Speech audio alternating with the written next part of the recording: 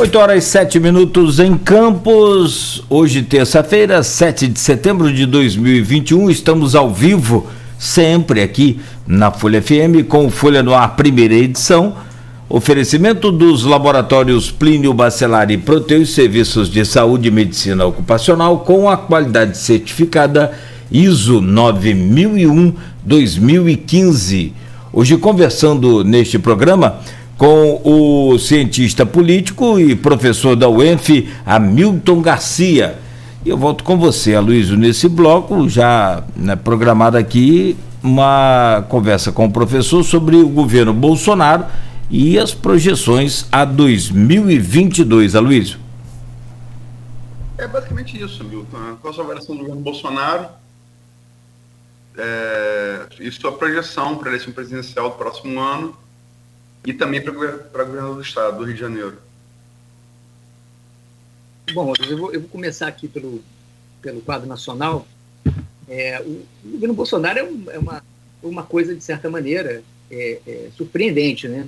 Porque, embora não seja exatamente uma novidade a eleição de outsiders, né, no Brasil, já teve o efeito Jânio, fenômeno Jânio, depois o fenômeno que foi lá nos anos 60, final dos anos 50, início dos anos 60, depois teve o fenômeno Collor de Mello, né, também no início, no final dos anos 80, primeira eleição presidencial direta. Agora, a diferença desses dois fenômenos, né, desses dois outsiders, é que você tinha um sistema partidário ali funcionando ainda em pé, né? Nos anos 60 havia uma mudança de correlação de forças no sistema, o sistema estava sendo abalado pela ascensão do PTB, né? E uma certa radicalização política, da onde se insere o Jânio, né? Ficava claro que a UDN, que então reunia o pensamento liberal, do empresariado urbano, tinha uma dificuldade enorme de interlocução com essa massa urbana popular que votava no PTB, crescentemente passou a votar no PTB, que em São Paulo votava no ademarismo e depois no janismo, né, como expressões paulistas dessa radicalização de massa. E, então ali havia um quadro partidário, né, embora se movendo e com alguns aspectos críticos. Do mesmo modo, com o Collor, você no início ali ainda do recém-redemocratizado Brasil, né, em 85, você tem, embora o Collor já nasça é um candidato do PRN, né, de um partido nanico, mas, de fato, quem dá as cartas, você ainda tem o PT, PSDB, o MDB, né, o PP do Maluf, como partidos estruturantes da atuação política, e atuaram o tempo todo ali no governo Collor para evitar a debacle do governo e depois sepultar esse governo. Então, ao contrário desses dois momentos de erupção de outsiders, você tem agora, no caso do Bolsonaro, não é que ele não tem um partido como Collor, é porque ele nasce com uma crise aguda dos partidos. Acho que esse é o dado novo da eleição do Bolsonaro. É que os partidos estão na lona, né? E, seguidamente, do governo Sarney até o governo Dilma, o exercício do poder, no final das contas, acabou por destruir o capital político do MDB, depois do PSDB e depois do PT. Se bem que o PT conseguiu contornar essa destruição exatamente promovendo a polarização e promovendo a radicalização política, né? Ao qual o Bolsonaro imitou, né? Essa prática. Embora a inspiração do Bolsonaro, a gente sabe, é o Steve Bannon, né?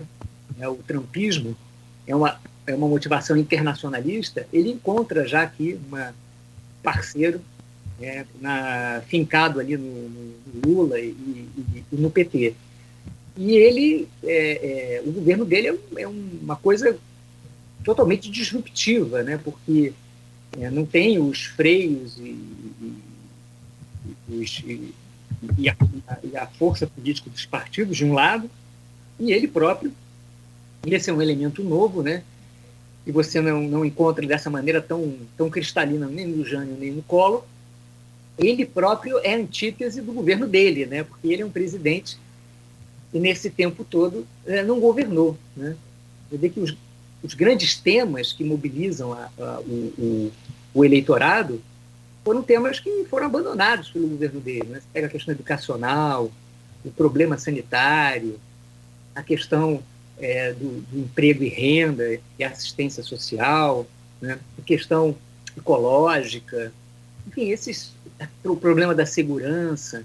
O problema da segurança, ele teve um ministro, né, um luxo, né? O ministro dele foi o Sérgio Moro, o cara que tinha uma bagagem, uma credibilidade tal que ofuscava ele, né?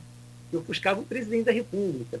E ali tinha um plano de combate, um sujeito muito sério, né, nas coisas que faz, muito criterioso tecnicamente, e ali ele fez um plano de combate à criminalidade e à insegurança que foi totalmente abandonado pelo governo Bolsonaro em função da questão da concorrência política. Ele tem obsessão pelo poder, né? Ele é um presidente muito cioso do mando e totalmente displicente em relação ao governo. Né? Então, mesmo quando ele tinha peças fundamentais no tabuleiro ministerial dele, ele jogou fora. Quando falar da briga, da guerra que ele abriu contra o vírus, uma coisa totalmente espetacular, né? E talvez única no mundo. Então, para onde você olha, é um antigoverno. O governo Bolsonaro é um antigoverno e isso inibe muito as possibilidades dele na disputa eleitoral, porque, afinal de contas, uma coisa é um outsider oposicionista, outra coisa é um outsider governista. A gente está vivendo a situação de um outsider governista, que não tem nenhuma responsabilidade sobre o próprio governo. Ele não está muito interessado nem no governo dele. O governo dele, não estou dizendo que não existem iniciativas, você tem na área de infraestrutura, agora mesmo na área de assistência social, apareceu um projeto, tardio, mas apareceu um projeto de abrir portas para a saída do assistencialismo do Bolsa Família, tentando criar uma sinergia mais forte com a possibilidade de estudar, ganhar um incentivo do Estado para estudar, para se reciclar, para trabalhar, etc. Mas tudo isso aparece como um ponto fora da curva. A tônica do governo Bolsonaro não é nem essa medida agora, nem é as propostas de infraestrutura que ele vem tocando ali com o ministro Tarcísio, nem outra qualquer. É um governo totalmente sem rumo, que encontra na polarização a única razão de ser. Né? E com isso, você acaba tirando um pouco não, né? Totalmente a disputa do leito eleitoral, porque no leito eleitoral a disputa política sempre se dá, quando é, sobretudo, caso de reeleição, ela se dá em cima também de uma avaliação de governo. Né?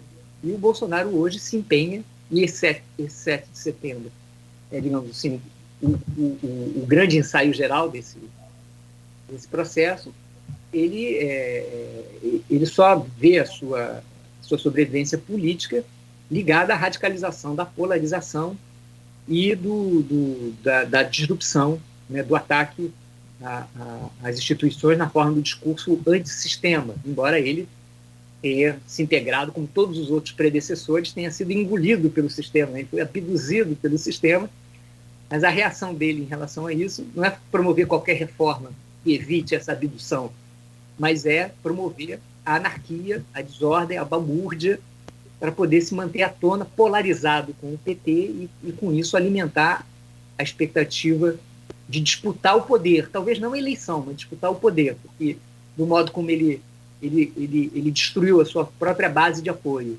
e angariou e catalisou a oposição a ele, as chances eleitorais se tornam pequenas e cada vez mais ele tem que apostar numa saída extra-eleitoral, né? Que está sendo ensaiada exatamente nesse momento, que é a de mobilizar não só militantes, mas mobilizar também a retórica da ruptura institucional, que, aliás, diga-se de passagem, o PT também fez isso, né? A famosa frase do exército de Stedley, né? Que o tempo todo aparecia como uma ameaça, só que no caso do PT é uma ameaça fake, porque nem o exército de Stedley ele tinha essa dimensão, né?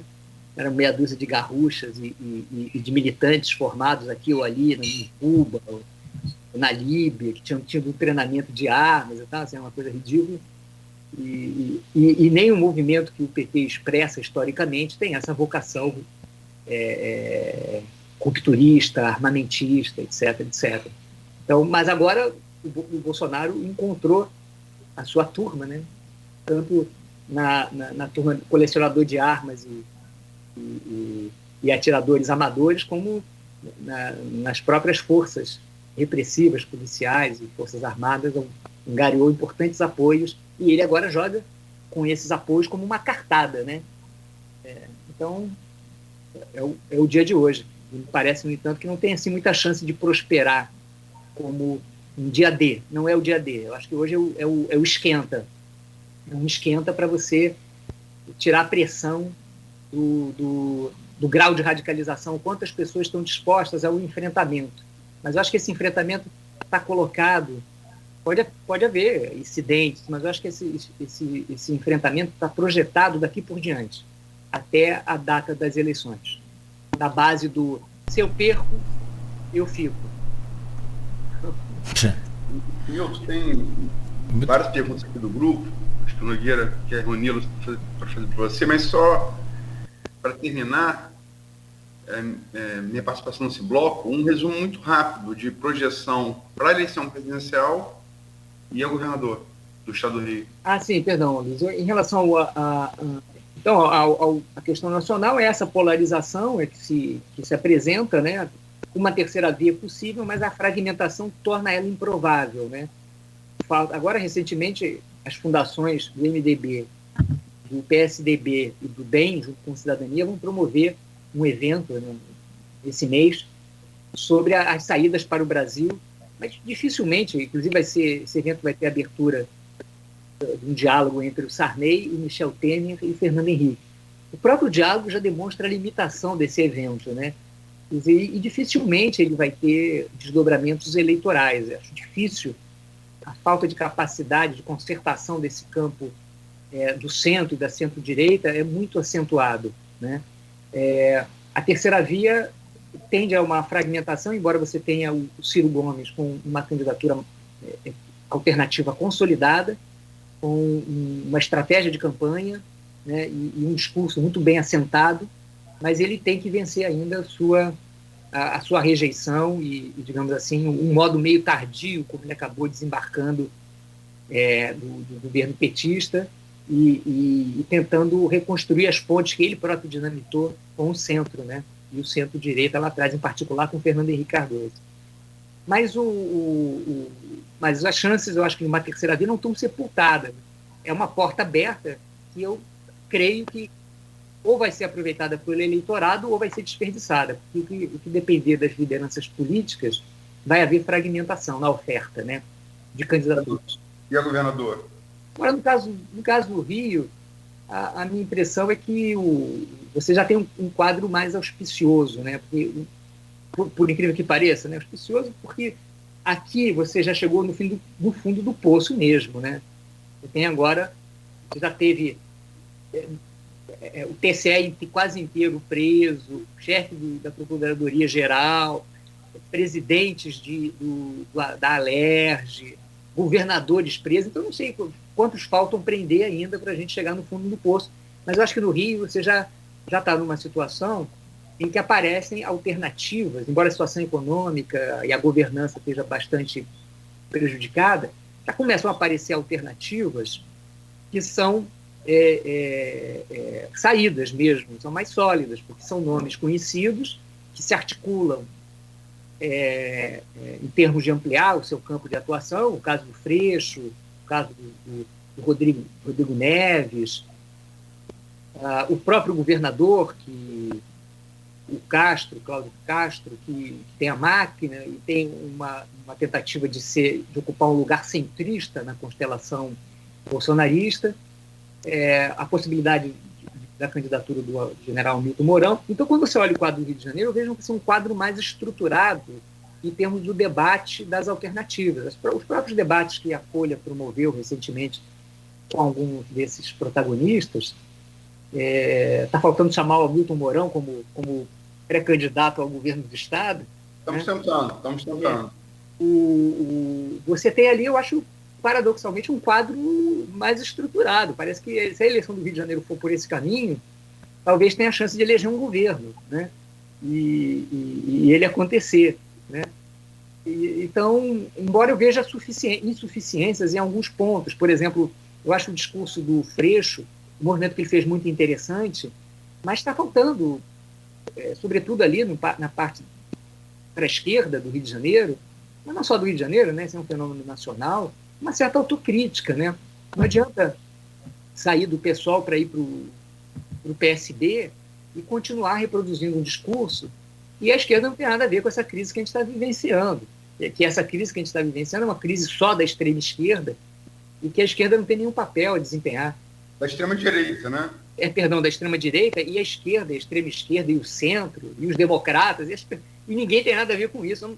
Sobretudo a esquerda, que teve 13 anos no poder e saiu da maneira que saiu, ela tem que fazer uma autocrítica. Para ela conseguir, digamos, amainar a rejeição, ela tem que fazer uma sinalização no sentido da sua... Olha, eu não sou onisciente, eu não sou onipresente, quer dizer, vamos dialogar e vamos também discutir, vamos com as nossas autocríticas. Eu acho que, sobretudo no caso do Freixo, está faltando ele se mostrar menos invulnerável, né? E se mostrar mais aberto mesmo a revisar certas trajetórias, etc., como o Ciro, inclusive, tem tentado fazer na forma do método, né, do marketing político lá muito bem estruturado que ele encomendou, né? Perfeito. Bom, tem sim, a Luísio comentou aí, né, agora há pouco, tem várias perguntas aqui do grupo, a gente, naturalmente, na medida que for possível, vai passando aqui, são pessoas que participam, né, inteligentemente desse grupo, a gente passa para o senhor daqui a pouco, Hamilton. Só me permita aqui um rápido intervalo comercial e a gente volta então para fazer aí o último bloco, até mais extenso justamente, né, para que a gente possa falar sobre esse 7 de setembro, que já começou desde ontem. Aliás, começou antes, né, mas ontem a coisa começou já na prática aí a esquentar, com a movimentação muito grande em Brasília e também na Paulista, agora pela manhã, eu acompanhava aqui também. São 8h25, então rápido intervalo e a gente volta a seguir com o Folha no Ar, primeira edição. Só fazer uma rápida pausa aqui, no finzinho do programa, nesse bloco, e lembrar que hoje é feriado, continua neste fim de semana prolongado até hoje, né, o Festival de Petiscos em Farol de Santo Tomé. O programa tem o oferecimento dos laboratórios Plínio Bacelar e Proteus Serviços de Saúde e Medicina Ocupacional. Vem aí o 9º Festival de Petiscos